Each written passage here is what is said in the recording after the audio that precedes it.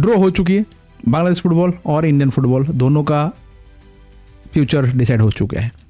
अब क्या world cup के लिए क्वालिफाई कर पाएंगे या नहीं कर पाएंगे, दोनों टीम के लिए एनालिसिस करेंगे, ग्रुप एनालिसिस करेंगे, उनके ओपोनेंट को एनालिसिस करेंगे, उनकी रैंकिंग पे बात करेंगे, एंड ऑब्वियसली लास्ट में हम बात करेंगे कि Cuba Mitchell to Vasundhara King, how it, my reaction, my simple reaction.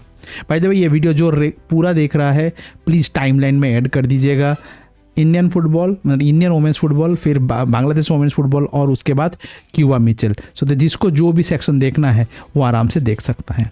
ठीक है, पहले स्टार्ट करते हैं ग्रुप से। सो यहाँ पे हो चुकी है ग्रुप, और ग्रुप में ग्रुप ए में जो है ऑस्ट्रेलिया, कोरिया और ईरान एंड फिलीपींस हैं।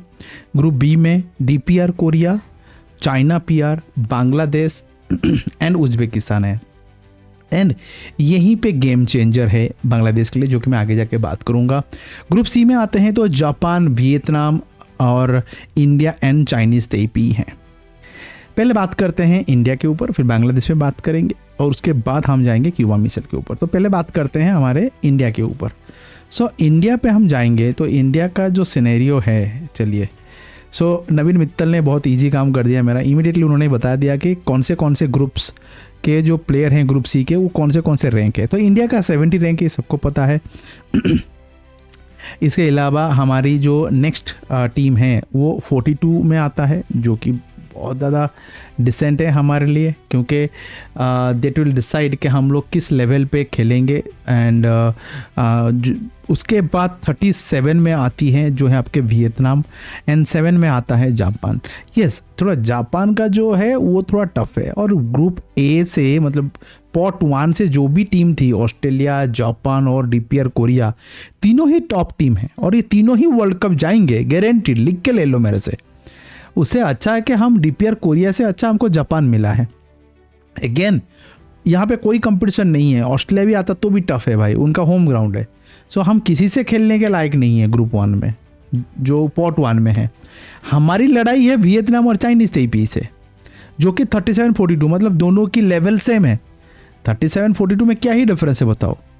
बट ये दोनों को मिलाओगे, जो ग्रुप है, जो रैंक आता है वो 70, वो इंडिया का है। तो इफ़ आप चाइनीज़ वियतनाम से खेल रहे हो या चाइनीज़ ताइपी से खेल रहे हो, लेवल तो ऑलमोस्ट सेम है। और हमको ये दोनों से, हमको ये मैच जीतनी है। मैच जीत सकते हैं, I am not just telling you, we can do it. It's not about believe और realistic, it is a realistic expectations के इंडिया यहाँ से दोनों टीम के अगेंस्ट में पॉजिटिव रिजल्ट निकाल सकता है। मैं जापान के बारे में बात ही नहीं करता हूँ, बट हाँ, जापान के अगेंस्ट में 6-0, 7-0 से नहीं हारना है भाई। 1-0, 2-1 ऐसा हारेंगे तो कोई दिक्कत नहीं है। एंड रेस्ट हमको वियतनाम और चाइनीज टाइपी से ना, इफ मार्जिन विन भी हुआ ना तो भी काफ़ी है इंडिया के लिए to qualify for quarter final. If हम क्वार्टर फाइनल क्वालिफाई कर लेंगे तो क्वार्टर फाइनल में हमको खेलनी पड़ेगी स्ट्रॉन्ग टीम के अगेंस्ट में, और वहाँ पे हम जीत गए तो डायरेक्ट एंट्री हो जाएगी। टॉप 4 जो होगा वो चला जाएगा वर्ल्ड कप।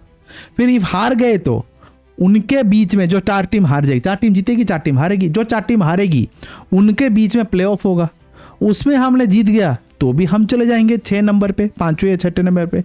वहाँ पे भी हार गए तो भी हम कॉन्फेडरेशन कप खेलने जाएंगे, जो कि यूरोप, कॉनकेफ, बाकी फेडरेशन से, वहाँ पे भी अच्छी चांस है। क्यों? वहाँ की भी टीम ना ऐसे ही लो रैंक की टीम आएगी, क्योंकि वो हार के आया होंगे। जो हार के आया होगा उनसे हम नहीं जीत पाएंगे, तो यहाँ जीत के जो टीम है उनसे कहाँ जीतेंगे। सपना अभी भी सच हो सकता है फॉर इंडिया। आपका क्या राय है? Let me know in the comment box. And now we will move on to discuss about Bangladesh football. तो जो भी मेरे वीडियो देख रहे हैं यहाँ पे आप टाइमलाइन में ऐड कर दीजिए फॉर बांग्लादेश फुटबॉल। तो बांग्लादेश फुटबॉल पे बात करेंगे तो कहाँ चला गया मैं, तो बांग्लादेश फुटबॉल की जो रैंकिंग के सिस्टम अभी फ़िलहाल है कि डीपीआर कोरिया जो है 9 में है, तो इनको थोड़ा इजी मिला है। उज्बेकिस्तान 50 है, ठीक है, और चाइनी पीआर जो 17 है। यहाँ पे इनकी गेम चेंजर हो गई। इंडिया का क्या था 37-42, जो कि आपके वियतनाम और चाइनीज़ में ऑलमोस्ट सेम है। यहाँ पे क्या है, उज्बेकिस्तान को ईजी मिला है और वहाँ पे ये लोग जीत भी जाएंगे। पर इनका जो नेक्स्ट है वो 17 नंबर वाला है, और जो कि करंट चैंपियन है चाइना, तो इसलिए उनसे जीतना थोड़ा डिफिकल्ट होगा। फिर डीपीआर कोरिया है जो कि 9 में है, टॉप 10 टीम है। तो that is where the biggest problem Bangladesh football के लिए है कि इन तीनों को मिलाओगे ना 50 + 17 + 9 तो भी 120 नहीं हो रहा है, जो कि बांग्लादेश की रैंकिंग है। But I bet on Peter के ऊपर ना मेरा पूरा पैसा है भाई कर सकता है, एक ही बंदा तो कर सकता है, वो पीटर ही है और कोई नहीं कर सकता है। और उसको बिलीव है, उसे बात करो अभी फोन करके, वो बोलेगा हाँ आई कैन डू इट। वो उसका मोटिवेशन, उसका पॉजिटिवनेस जो है आपको चांसेस दे सकता है। आपको उज्बेकिस्तान को एक गंदा हराना है 4-0 5-0, उसके बाद चाइनीज पीआर के अगेंस्ट में ड्रॉ निकालनी है और कोरिया के अगेंस्ट में ड्रॉ, मतलब चाइना और कोरिया के बीच में किसी की एक अगेंस्ट में आपको ड्रॉ निकालनी। दिक्कत आपकी क्या है पता है, आप बेस्ट थर्ड पे भी नहीं जा सकते क्योंकि चाइना और कोरिया को आप इतना गंदा गोल से हरा नहीं सकते। आप ज़्यादा से ज़्यादा बांग्लादेश को हराओगे, सॉरी उज्बेकिस्तान को, तो आप टॉप 3 में भी टॉपर नहीं बन सकते ये आपने अच्छा फुटबॉल नहीं खेला तो।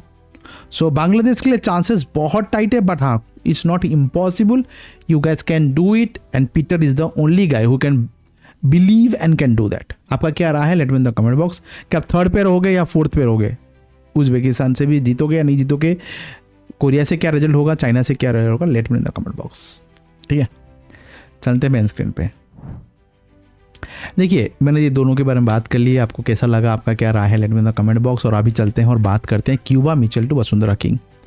मेरा इसमें 3 पॉइंट पे मैं बात करूंगा। पहला पॉइंट है कि इसका पॉजिटिवनेस क्या है। पॉजिटिव ये है कि बांग्लादेश फुटबॉल को हमजा चौधरी ने जितना वाइब बनाया, पॉजिटिवनेस निकाला, क्राउड पुल किया, एक टॉपिक टू डिस्कशन में स्टार्ट किया, साफ फुटबॉल अभी बांग्लादेश को देख रहा है, वो अब होने लगेगा जब क्यूबा मिचेल जैसे प्लेयर बांग्लादेश प्रीमियर लीग में खेलेंगे।